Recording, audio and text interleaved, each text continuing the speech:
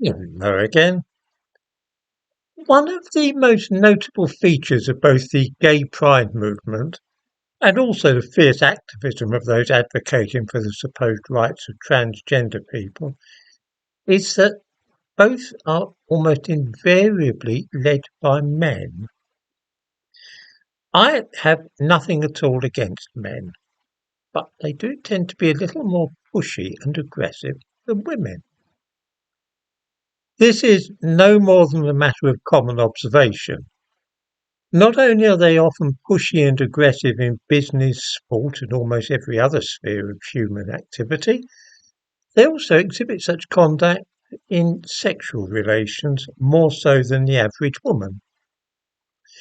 I think that this might account in part for what we have seen of the very pushy and aggressive way that men who claim to be women always seem to be forcing their way into women's sports, changing rooms, and lavatories.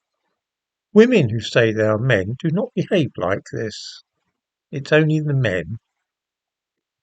I think that it is this aggressive masculinity which is to blame for some of the awful sexual behaviour which has been seen by some gay men and transsexuals who were born male.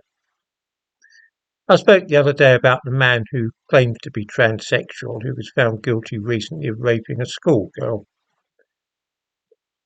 Three men accused of similar offences are currently on trial. One who claims to be a woman, and the other two were founding members of Surrey Pride.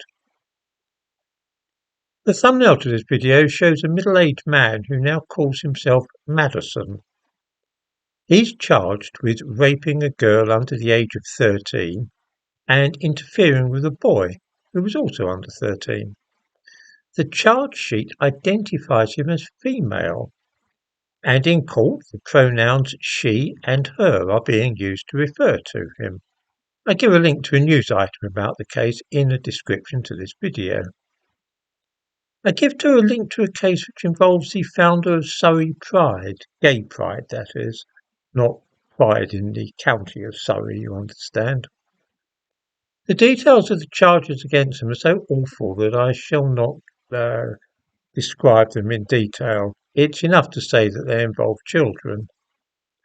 Both their trial and the one of the transsexual man I mentioned are still live, so we must assume, at least for the time being, that they are innocent.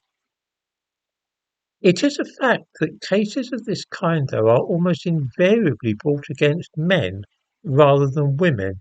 When women are involved, it is usually their own children who are the victims. I'm very much afraid that we ignore the nature of men at our peril. We know that many men are a little more active in the question of seeking out people to satisfy their sexual lust than is the case with women, and this urge manifests itself in various ways.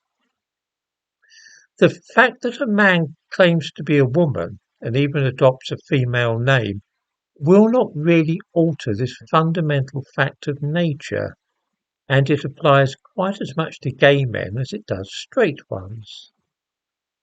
When there were only very, very tiny numbers of men posing as women and claiming to be women, cases of sexual abuse by them were correspondingly extremely rare. Now that an increasing number of men are masquerading as women, so too will a larger number turn out to have an unsavoury interest in children or be likely to ignore the conventions such as obtaining consent for sexual activity with adults. What we are seeing in these increasingly common cases is simply the latest manifestation of an unalterable facet of male behaviour, which is that the aggressive drive for sex and dominance will in some men be perverted and unnatural, and this will be revealed in transsexuals and gay men just as it will in heterosexual ones.